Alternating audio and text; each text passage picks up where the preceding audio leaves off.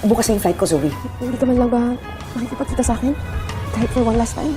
Dito nga nabigla itong si Zoe na makatanggap siya ulit ng tawag mula sa kanyang ina. At sinabi nga dito ni Moira kay Zoe na mayroon na nga daw siyang bagong identity dahil piniki nga ni Moira itong kanyang passport. Dahil dito, nagtanong itong si Zoe kung kailan daw ang alis ni Moira dito sa Japan. At dito nga na sinabi ni Moira na kinabukasan nga raw.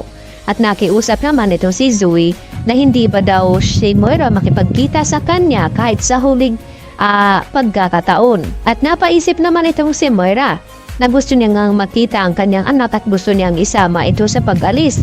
Kaya ito na rin ang tamang pagkakataon. Nasundan siya dito ni Doc Lyndon Javier dahil sa narinigan ni Doc Lyndon na magkausap nga itong si Moira at itong si Zoe.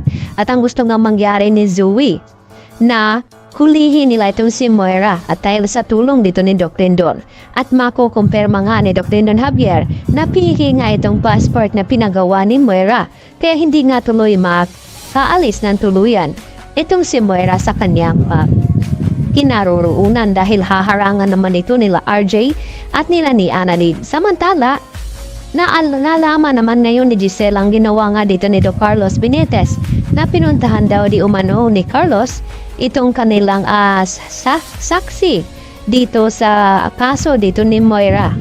At dito nga na hindi nagustuhan ni Giselle ang ginawa ni Carlos dahil sa ginawa nito ay nakakuha nga ng magaling na abogado itong si Dax.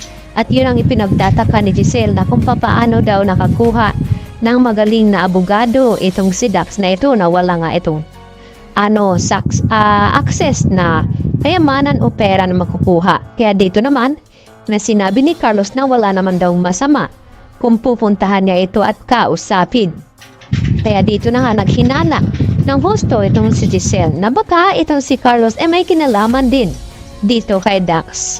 Dahil nga sa hindi ito nag-react itong si Doc Benitez sa ibinalita nga dito ni Giselle na itong si Moira ang nagutos upang pasukin nga ang kanyang bahay.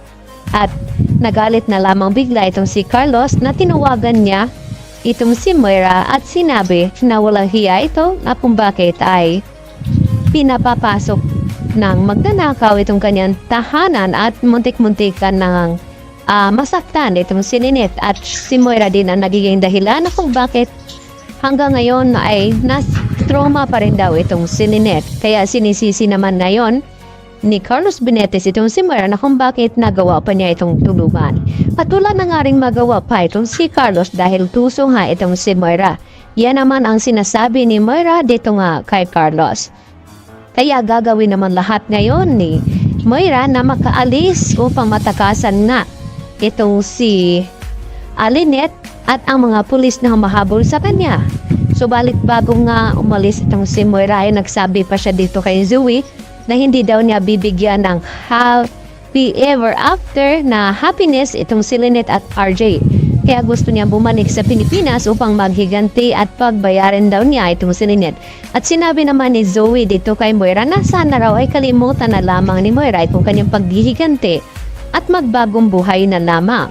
At dahil sa nakonsensya din itong si Zoe dahil sa ginawa ng kanyang ina, ay hindi rin po tuluyan na makaalis itong si Moira dahil haharangin niya ito sa airport.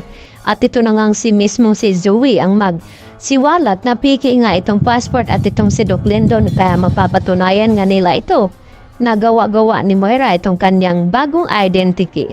Iyan po ang ating pakatutukan sa tabangan mga kapuso. Dito lamang yan sa Abot Kamay na Pangarap.